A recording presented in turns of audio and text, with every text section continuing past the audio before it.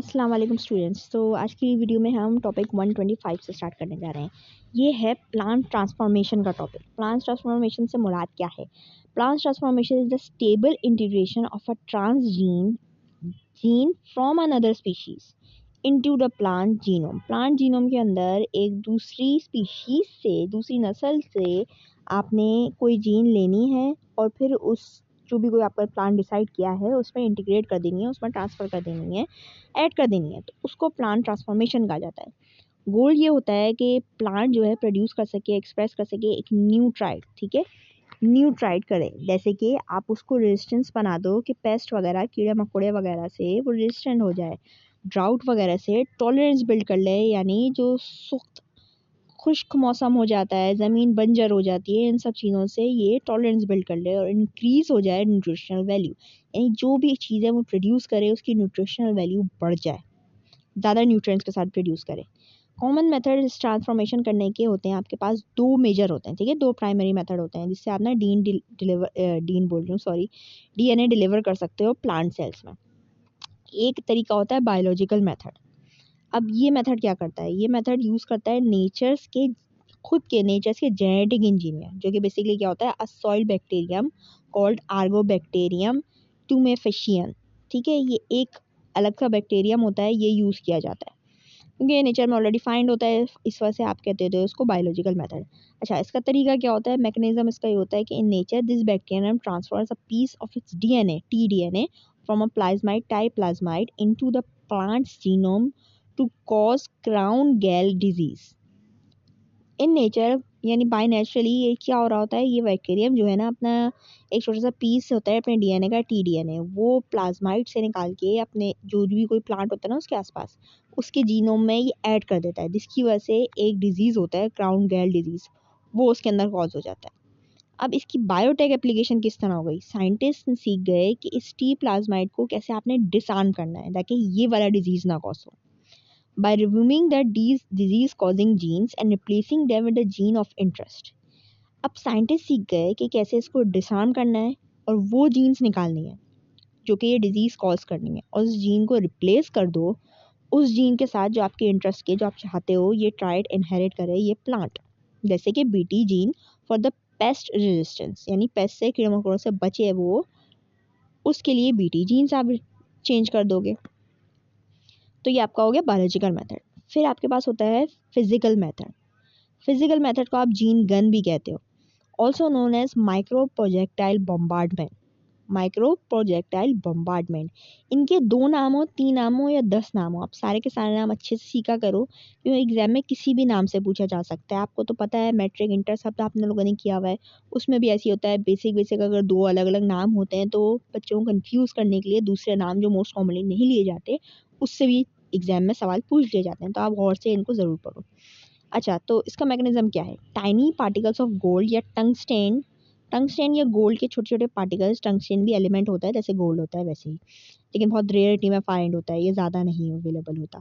खैर, छोटे छोटे पार्टिकल्स लिए जाते हैं गोल्ड के या टंगस्टेन के और उसको कोट किया जाता है डीएनए के साथ, जो भी कोई आपका डीएनए ऑफ इंटरेस्ट है। फिर उन पार्टिकल्स को लिटरली शॉर्ट किया जाता है प्लांट टिश्यू में, यानी फेंक फेंक के मारा जाता है, शॉर्ट किया जाता है अलग डिवाइस यूज़ करके। प्लांट के जो टिश्यू है किस तरीके से, हाई प्रेशर हीलियम गैस के साथ, ठीक है, हाई प्रेशर हीलियम गैस को इस्तेमाल करते हुए इन छोटे छोटे पार्टिकल्स को शॉर्ट किया जाता है प्लांट टिश्यू में। एप्लीकेशन क्या हो जाती है, यानी क्या होता है इससे? This is use for plants that are resistance to Agrobacterium infection. वो प्लांट्स जो कि ऑलरेडी रेजिस्टेंट है ना आर्गोबैक्टीरियम से, जो हमने ऊपर बैक्टीरियम पढ़ा था, तो उनके साथ ये चीज़ की जाती है उनकी जीन एडिट वगैरह करने के लिए। उसमें से कौन-कौन से चीज़ें आ जाती हैं? उसमें से ज़्यादातर मोनोकॉट प्लांट्स आ जाते हैं, जैसे राइस, व्हीट, कॉर्न, ये सारी चीज़ें। उनमें हम ये वाला तरीका यूज़ करते हैं। अच्छा, फिर आपके पास सिलेक्शन और रीजनरेशन। हर कोई सेल ऐसा नहीं होता, यानी not every sale tax up the DNA. आप डीएनए इंसर्ट करते हो तो हर सेल वो डीएनए नहीं पिक करता। अच्छा, अब आइडेंटिफाई कैसे करोगे कौन से ने किया है? आप सेलेक्टेबल मार्कर सेट करते हो। किस तरह? Gene for antibiotic resistance is usually attached to the target gene. ऐसी जीन जो कि एंटीबायोटिक चीज़ों को, एंटीबायोटिक दवाई को रेजिस्ट करे, तो ये वाली जो जीन है वो यूजुअली जो टारगेट जीन होती है ना उसके साथ अटैच कर जाती है। Only the transformed cell will survive when grown on a medium containing that antibiotic. अब जो सेल ट्रांसफ़र हो गए ना, ट्रांसफॉर्म हो गए, सिर्फ वही सर्वाइव करेंगे जब आप ऐसे मीडियम में उस पूरे सैंपल को ग्रो करोगे जो एंटीबायोटिक कंटेन करता है। जो नहीं करता वो नहीं ग्रो करेगा, तो इसका आप पहचान जाओगे। दूसरा होता है इसका कि culture tissue. The surviving transform cells are grown in a lab using hormones. जो सेल सर्वाइव कर जाता है ना फिर इस प्रोसेस से गुजर के, फिर लैब में उन सेल्स को ग्रो किया जाता है हॉर्मोन्स वगैरह, ऑक्सिन या साइटोसिन यूज़ करके, ताकि उसको रीजनरेट कर सको वापस आप होल सैंपल पे। ठीक है, एक सैंपल लिया, उसमें आपने टारगेट करी, देखा कि भाई जो जीन रेजिस्टेंट नहीं है वो ख़त्म हो जाएगी, रेजिस्टेंट है वो रह जाएगी। खैर, फिर उसके बाद आपने देखोगे कि जो रह गई यानी जो ट्रांसफॉर्म सेल होंगे उसको रीजनरेट भी तो करना होगा ना, क्योंकि जो हिस्सा रह नहीं हुआ ट्रांसफॉर्म वो तो ज़ाया हो गया। तो रीजनरेट करने के लिए आप हार्मोन्स वगैरह अटैच करते हो उसके साथ, और फिर वो पूरी रीजनरेट हो जाती है और पूरा का पूरा फंक्शनल प्लांट बन जाता है, इवेंचुअली उससे ग्रो हो जाता है। अच्छा, अब आगे देखते हैं। अच्छा, तो अगला हमारे पास है 126 कैलेस कल्चर। कैलेस कल्चर से क्या मुराद है? कैलेस बेसिकली प्लूरल है उसकी कैली। क्या होता है? The disorganize pro proliferating mass of undifferentiated parenchyma cells. यानी इसका डिसऑर्गेनाइज में पॉलिफेटर मास होता है पैरासिलिमा सेल्स का। In nature plants form a callus to cover wounds. Callus, अगर आप नॉर्मल इंसानों के लिए सोचो कि कैलिस क्या होता है, तो आपने देखा होगा जब आप बहुत ज़्यादा अपने हाथों से कुछ मेहनत करते हो, कोई लोहे की चीज़ें उठाते हो या हाथ से कोई डंडा पकड़ के बहुत घर की पूरी सफाई लगा देते हो, पूरा ऊपर से लेके 3-4 माले आपने ही साफ़ करने हैं, तो आपके हाथ में क्या होता है, आप देखते हो ऐसी मोटी-मोटी लेयर आ जाती है। ठीक है, जिसको आप ऐसे कह रहे हो फोड़े-फोड़े टाइप हो जाते हैं। वो ऐसे नहीं होते कि दाने बन गए, वो लगता है कि आपके हाथों में या कहीं पे भी जहाँ पे आपने ज़्यादा यूज़ किया है ऐसा, वहाँ पे सूजन हो जाती है, मोटे-मोटे पत्थर-पत्थर जैसा बनने लग जाता है। उसको आप कहते हो कैलस हो गए हाथों में या किसी भी चीज़ पे। अच्छा, तो प्लांट्स में क्या होता है? प्लांट्स में अक्सर ऐसे कैलस, इस अलग किस्म के, लेकिन उसको भी कैलस ही कहते हैं, वो आ जाते हैं जो कि वुंड्स वगैरह को कवर करते हैं।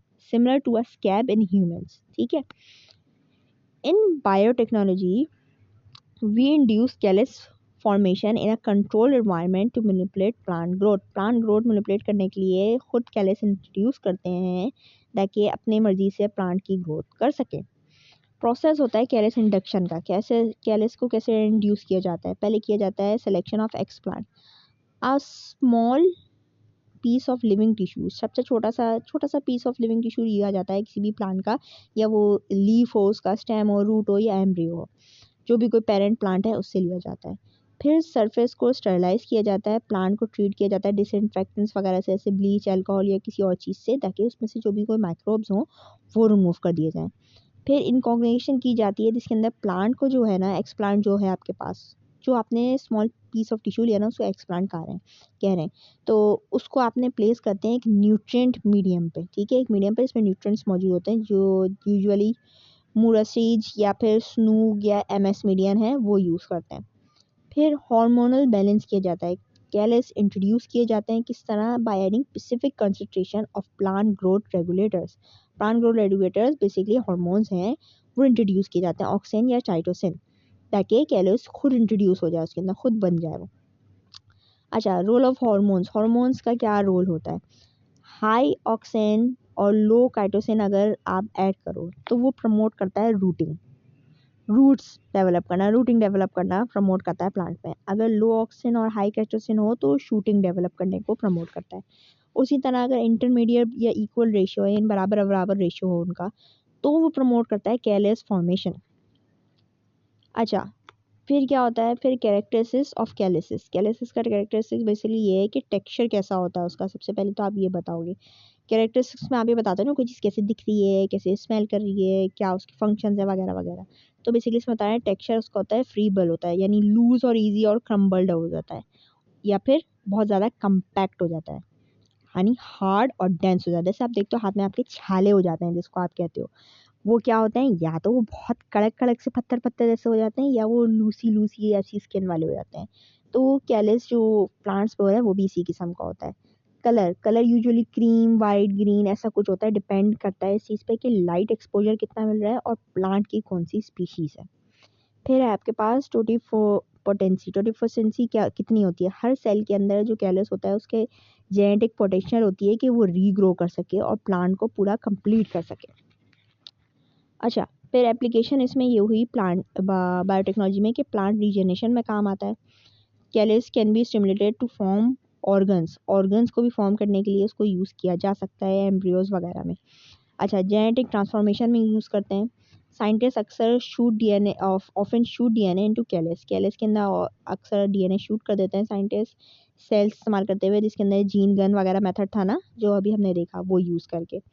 अच्छा, सेकेंडरी मेटाबोलाइट्स जो होते हैं वो उसमें क्या करते हो आप, callus can be grown in bioreactors to produce drugs, dyes और फ्लेवर्स विदाउट ग्रोइंग और होल प्लांट।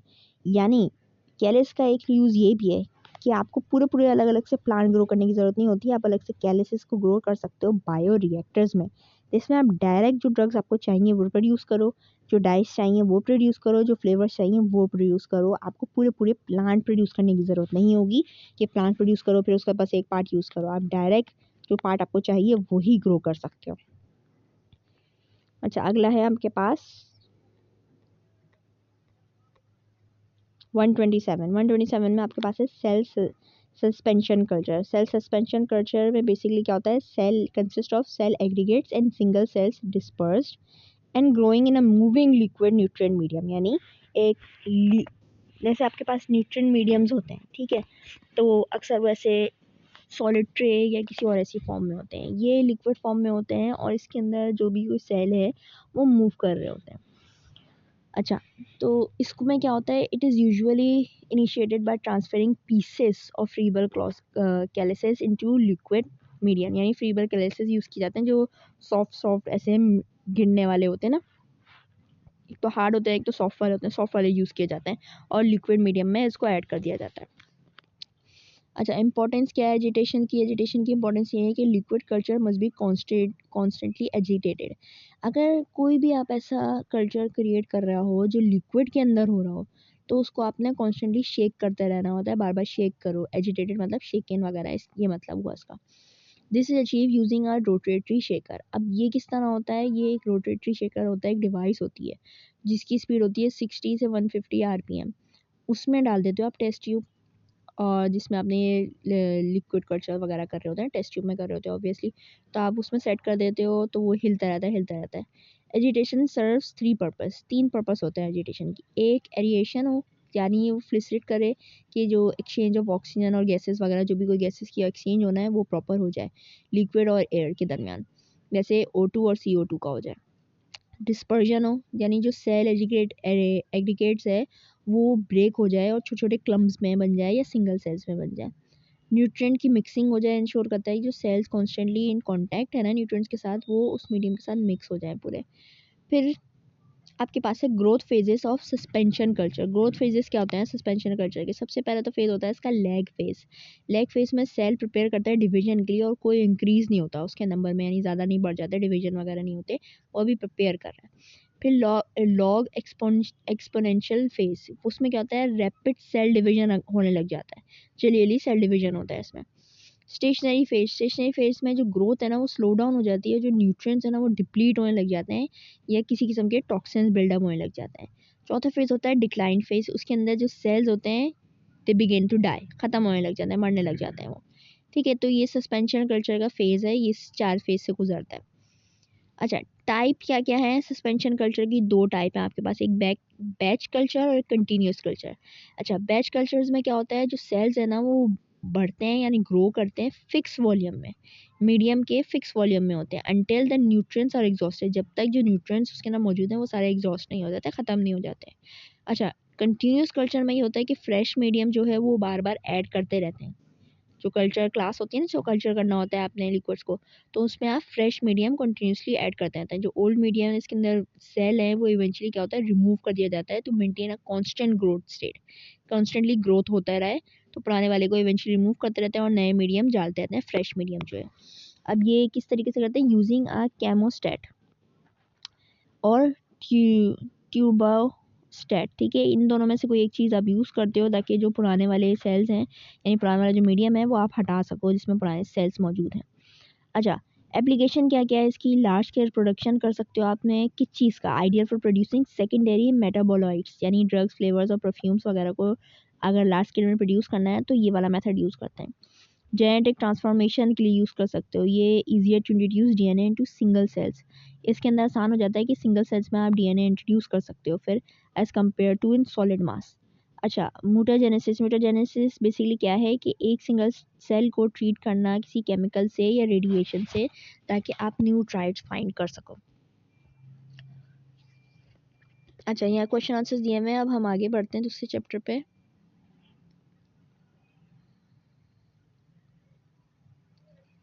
अच्छा, दूसरा है 128 मेजर स्ट्रेटजीज फॉर ट्रांसफॉर्मेशन। क्या क्या स्ट्रेटजीज यूज़ होती हैं ट्रांसफॉर्मेशन के लिए? पहले आपके पास सबसे पहली बात आ जाती है बायोलॉजिकल बैरियर। बायोलॉजिकल बैरियर से मुराद है the primary challenge in plant transformation is the cell wall. सबसे बड़ा चैलेंज जो प्लांट ट्रांसफॉर्मेशन में होता है वो उसकी सेल वॉल होती है। जैसे हमने बोला वो ज़्यादा टफ होती है रिमूव करना, उसको एल्यूट करना किसी भी तरह। वो कंपोज है किस चीज़ से बनी है? वो सेल्यूलोज, हेमीसेल्यूलोज और लिगेंड से। तो इसकी स्ट्रेटजीज क्या रखते हैं कि इसको किस तरह डिवाइड करें? उनको डिवाइड करते हैं बायोलॉजिकल वेक्टर्स में ऑर्गेनिजम्स यूज़ करके, और फिजिकल और केमिकल मेथड्स पे यूज़ किए जाते हैं। बेसिकली डीएनए को फोर्स थ्रू कर दिया जाता है वॉल्स के अगेंस्ट। सबसे पहले उसका स्ट्रेटजी क्या थी आपके पास? आर्गोबैक्टीरियम। आर्गोबैक्टीरियम यूज़ करना चाहिए। तो आर्गोबैक्टीरियम में क्या करते हो आप? क्या उसका मैकेनिज्म है? किसके लिए? Most commonly method for dicotyledonous plants के लिए। तो बाइनरी वेक्टर सिस्टम यूज़ करते हो, जो जीन्स हैं वो आप ऐड करते हो डिजायर्ड टाइट की और फिर उनको प्लेस करते हो स्मॉल टी डीएनए प्लाज्माइड पे, वायरस वी जीन्स जो है वो स्टे करें और सेपरेट हेल्पर प्लाज्माइड के तौर पे यूज़ करें।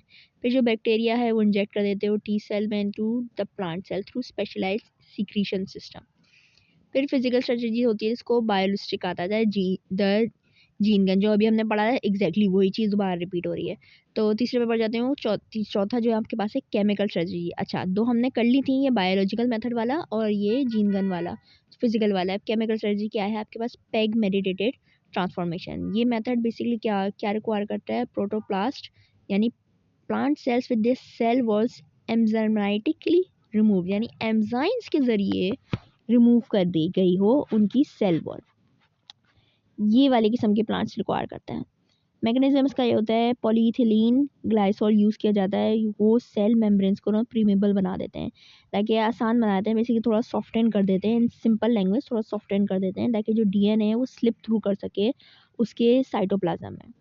चैलेंज इसका ये है कि regenerating a whole plant from a delicate protoplast is extremely difficult. जब आप ये हरकत कर देते हैं ना कि उसकी सेल वॉल रिमूव हो जाए, सॉफ्टन कर दो सब एरियाज को, मेम्ब्रेन सेल मेम्ब्रेन्स वगैरह को, तो फिर उनको रीजनरेट करना वापस पूरे प्लांट में बहुत डिफिकल्ट हो जाता है। दूसरी इमर्जिंग स्ट्रेटजीज जो आ रही हैं वो है इलेक्ट्रोफोरेशन।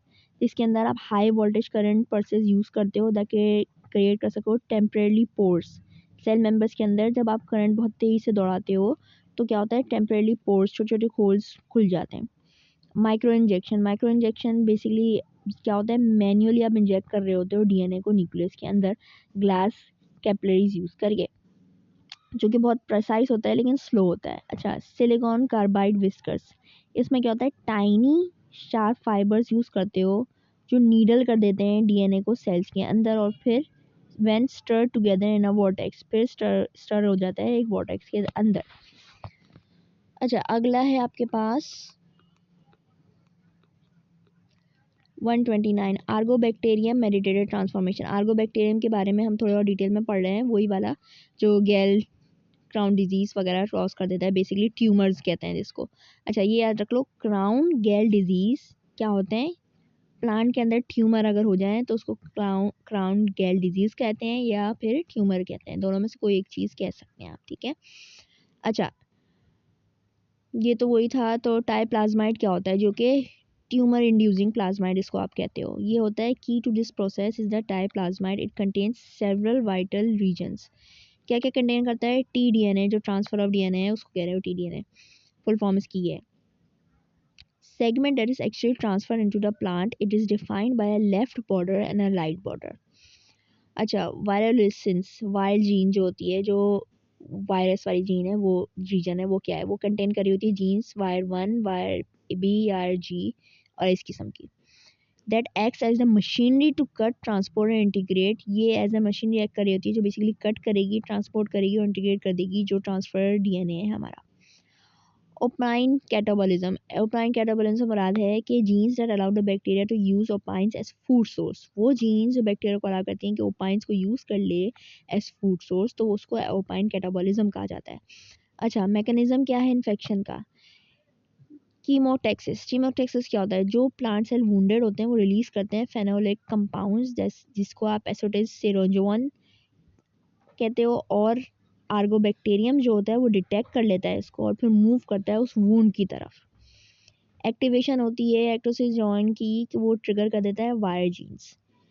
टी कॉम्प्लेक्स फॉर्मेशन होती है जब वायर प्रोटीन्स कट करते हैं सिंगल स्ट्रैंडेड कॉपी जो कि ट्रांसफर डीएनए की होती है और उसको कोड कर देते हैं फिर प्रोटेक्टिव प्रोटीन से। फिर ट्रांसफ़र क्या होता है? ट्रांसफ़र क्या होता है? फिर टी कॉम्प्लेक्स जो होता है वो इंजेक्ट किया जाता है प्लांट सेल में through a type 4 secretion system. Type 4 secretion system जो होता है, जो माइक्रोस्कोपिक सिरिंज होता है, उसके थ्रू आप फिर प्लांट सेल में इंजेक्ट कर देते हो। इंटीग्रेशन होती है फिर ट्रांसफ़र डीएनए की जो कि ट्रैवल करता है न्यूक्लियस तक और रैंडमली इंटीग्रेट करता रहता है प्लांट्स की क्रोमोसोम्स के साथ। अच्छा, इंजीनियरिंग सिस्टम में क्या आएगा? Is to use this for biotechnology scientist disarm the Ti plasmid. ये हम पहले पढ़ चुके हैं। अगर आप बायोटेक्नोलॉजी के सिस्टम में इसको यूज़ करना है तो टाइप्लाज्माइड है उसको डिसआर्म कर दिया जाता है, रिमूव कर दी जाती हैं वो जीन्स जो ट्यूमर कॉज कर रही हैं और ओपीज जीन्स फिर इंसर्ट की जाती है जो भी कोई जीन ऑफ इंटरेस्ट है आपके पास। अच्छा, फिर नेक्स्ट है आपके पास, मैं पहुँचती, अच्छा, तो अगला है topic 130 T-DNA transfer. T-DNA transfer के बारे में हम पढ़ेंगे थोड़ा, मतलब किस तरह होता है। पहले बात तो सिग्नल एक्विजिशन, जिसको कहते हो स्टार्टिंग पॉइंट। ट्रांसफ़र का जो प्रोसेस है वो स्टार्ट करते हैं कब? जब आर्गोबैक्टीरियम डिटेक्ट करता है कि वुंडेड प्लांट कौन सा है और फिर जो वुंडेड टिश्यूज़ होते हैं वो रिलीज़ करते हैं फेनोलिक कंपाउंड जो हमने पढ़ा। फिर क्या होता है? फिर आपके पास दो हिस्से हैं इसके, एक सेंसर है, एक एक्टिवेटर से। सेंसर क्या होता है? वायर एज प्रोटीन, वो लोकेट होता है बैक्टीरियल मेम्ब्रेन्स में, वो सेंस करता है एटोसिन कौन जो निकल गया है। और फिर एक्टिवेट करता है वायर ए फॉस्फोलाइट्स, फिर करता है वायर जी, फिर वो एक्ट करता है एज अ ट्रांसक्रिप्शन फैक्टर, फिर वो टर्न ऑन कर देता है बाकी जितनी भी वायर जीन्स होती हैं वो सारी की सारी ऑन हो जाती हैं। पहले ए होता है, फिर वो ए जी को करता है, फिर जी बाकी सबको कर देता है। अच्छा, T DNA stranded generation. Once the vir genes are activate, जैसी वायर जीन्स एक्टिवेट हो जाती हैं तो physical transfer of DNA strand must be created. Physical strand हमने क्रिएट कर देना होता है इसका। तो जो बॉर्डर्स होते हैं टीडीएनए के वो डिफाइन होते हैं 25 BP left and right borders के। क्लीवेज उसका होता है वीर D1 और वीर D2, वो ऐड करते हैं एंडोलिसिस किस तरह, और वीर D2 जो स्पेसिफिकली कट कर देता है लोअर स्ट्रैंड, ठीक है, जो डीएनए का लोअर स्ट्रैंड है ना वो कट करता है राइट बॉर्डर पे, याद रखो, राइट बॉर्डर पे लोअर स्ट्रैंड कट करता है। फिर टी स्ट्रैंड जो है, जो सिंगल स्ट्रैंडेड डीएनए मॉलिक्यूल होता है, टी स्ट्रैंड जिसको कह रहे हैं, उसको डिस्प्लेस कर दिया जाता है। वायर D2 जो है वो रिमेन वहीं रहता है और वो कोवेलेंटली अटैच हो जाता है 5 एंड तक इस स्ट्रैंड के, ठीक है, फिर उसको गाइड करने के लिए ताकि कहाँ जाना है कहाँ नहीं जाना है। फिर formation of T complex, formation of T complex किस तरीके की होती है? सिंगल स्ट्रैंडेड टी स्ट्रैंड लिया जाता है जो कि बहुत फ्रेजाइल होता है और किसी भी प्लांट के एंजाइम से डिस्ट्रॉय हो सकता है, वो लिया जाता है। फिर उसको to prevent this it is coated with vir E2 protein. अगर हम ये प्रिवेंट करना चाहते हैं कि वो डिस्ट्रॉय ना हो तो वायर E2 प्रोटीन के साथ उसको कोट कर दिया जाता है। अच्छा, प्रोटेक्शन के लिए वायर E2 प्रोटीन जो है वो प्रोटेक्ट करती है डीएनए को न्यूक्लियस से, और structure wise it keeps the D strand in a thin elongated shape. छोटा सा पतला सा लंबा सा इलोंगेट शेप में ये उसको स्ट्रक्चर उसका कीप करता है, रख देता है। रफली 10 नैनोमीटर होती है डायमीटर में उसका साइज़। अच्छा, अगर ये इतना छोटा है ना तो फिर वो पास कर सकता है छोटे छोटे पोर्स में। कॉम्बिनेशन की जाता है टी स्ट्रैंड का वीर D2 के साथ, वीर De2 के साथ। फिर जो ये कॉम्बिनेशन तीनों चीज़ों का हो जाता है ना तो उसको कह रहे हैं टी कॉम्प्लेक्स, ठीक है। आपको ये भी पूछ सकता है T complex is equal to what, तो आप ये तीनों चीज़ें लिख दोगे। अच्छा, टाइप 4 सीक्रेशन सिस्टम जिसको आप कह रहे हो T4SS, वो क्या करता है, वो क्यों यूज़ होता है? वो to move the bacteria to the plant, bacteria को प्लांट में मूव करने के लिए यूज़ किया जाता है। टी कॉम्प्लेक्स जो है वो पास थ्रू करता है स्पेशलाइज चैनल्स के और फिर उसके बाद ये इसको एक्टिव कर देता है। कंपोनेंट इसमें क्या है? Channel is made for vir B protein, vir B proteins के लिए बनता है, 11 डिफरेंट प्रोटीन्स होते हैं उसके अंदर, और वीर D4 के लिए।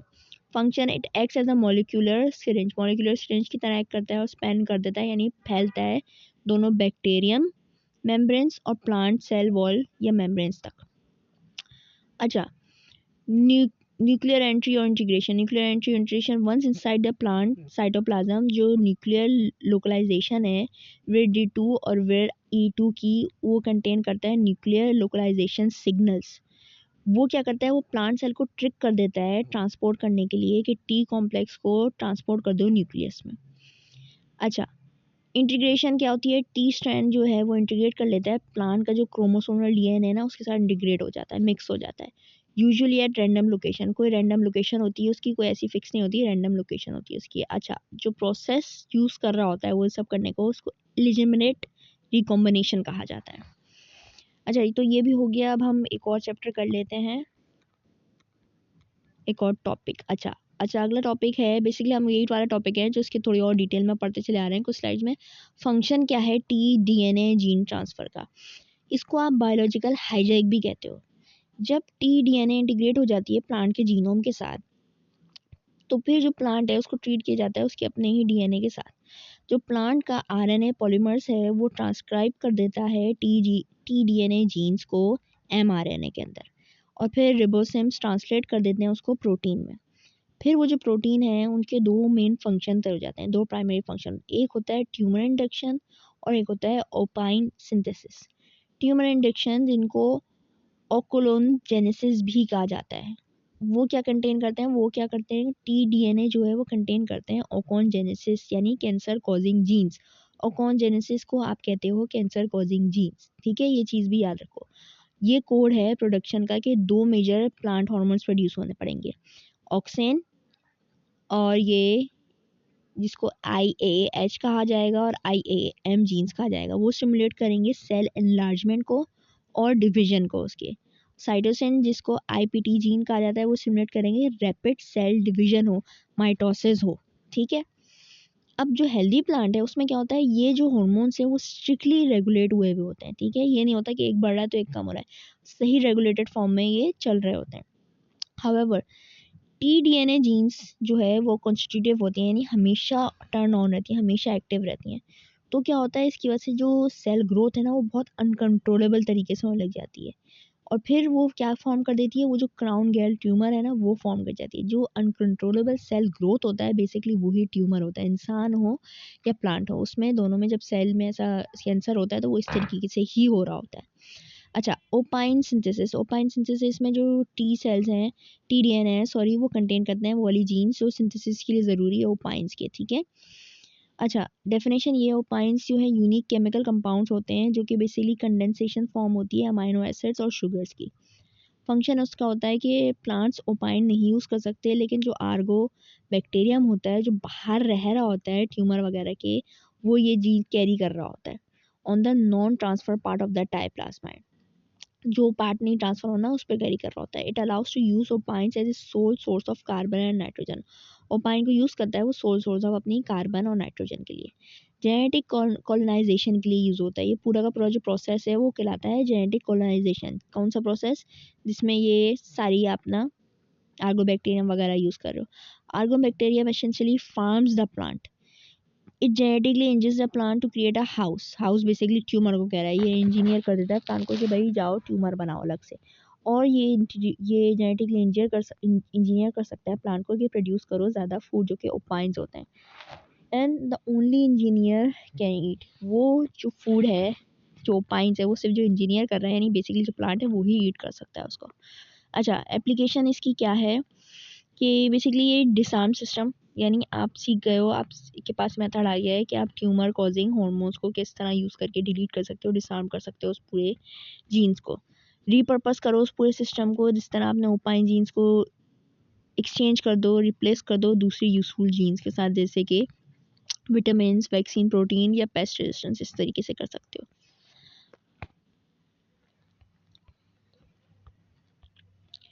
अच्छा, अगली आपकी है प्रोटोप्लाज्माइड फॉर्मेशन। फ्लोरोसेंट ट्रांसफॉर्मेशन में हमने देखा क्या था, बेसिकली सेल वॉल को जो है ना कम्प्लीटली रिमूव कर दिया जाता है और सिर्फ प्लाज्मा मेम्ब्रेन्स रह जाता है। तो जो रिजिड सेल्यूलोज बैरियर होता है वो चला जाता है और फिर जो सेल होता है वो ज़्यादा स्फेरिकल और फ्लेजाइल बन जाता है। इसका मतलब ज़्यादा आसान हो जाता है कि फ़ॉरेन डीएनए उसमें ऐड हो सके। अब प्रिपरेशन किस तरीके से होती है इसकी, पहली बात तो सेल्यूलोज को ब्रेक डाउन किया जाता है, सेलुलाइज को ब्रेक डाउन किया जाता है सेल्यूलोज के साथ, यानी सेल्यूलोज ब्रेक डाउन होता है तो उसको सेल्यूलाइज कहते हैं। अच्छा, पेसिलेस में क्या होता है, जो पेप्टेन होता है उसको ब्रेक डाउन किया जाता है, जो कि बेसिकली सेल को होल्ड टुगेदर कर रहा होता है, उसको एज अ ग्लू एक्ट कर रहा होता है, उसको ब्रेक डाउन किया जाता है। ऑस्मोटम को क्या किया जाता है, बिकॉज प्रोटोप्लास्ट आर फ्लैजाइल, क्योंकि वो बहुत फ्लैजाइल होते हैं तो उनको एक सोल्यूशन में रखने की ज़रूरत है ताकि वो ख़राब होकर फैल के टूट के बिखर ना जाए। तो एक स्पेसिफिक ऑस्मोटिक प्रेशर में जिसमें शुगर, अल्कोहल्स या मेनाटॉल या सोर्बिटॉल यूज़ किया जाता है ताकि वो बर्स्ट ना हो जाए, फट ना जाए, उसमें रखे जाते हैं उन सेल्स को।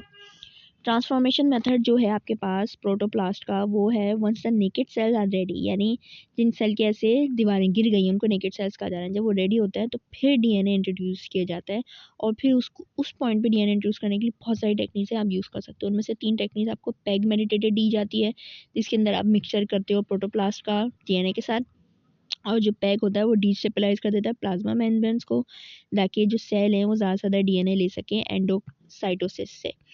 एक दूसरा मेथड है आपके पास इलेक्ट्रोपोरेशन, जिसके अंदर हाई वोल्टेज यूज़ किया जाता है और उसकी वजह से क्या होता है छोटे छोटे पोर्स बन जाते हैं, उन पोर्स के थ्रू आप डीएनए एंटर करवा लेते हो। या माइक्रो इंजेक्शन होता है जो कि बेसिकली एक माइक्रोस्कोपिक ग्लास नीडल है जो इंजेक्ट करने के लिए डीएनए इंजेक्ट करने के लिए न्यूक्लियस में डायरेक्ट यूज़ की जाती है।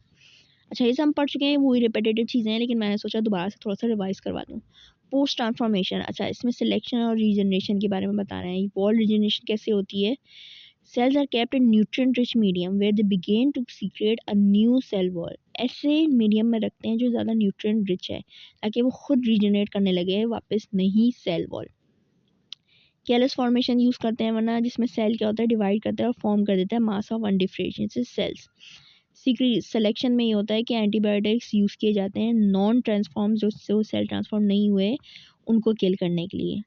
ऑर्गेनोजेनेसिस यूज़ किया जाता है, यानी ऑर्गेनोजेनेसिस बेसिकली क्या है, हार्मोन्स ऐड कर दिए जाते हैं ताकि ट्रिगर हो ग्रोथ की, रूट्स और शूट्स की आप ग्रोथ ट्रिगर कर सकते हो इस तरह।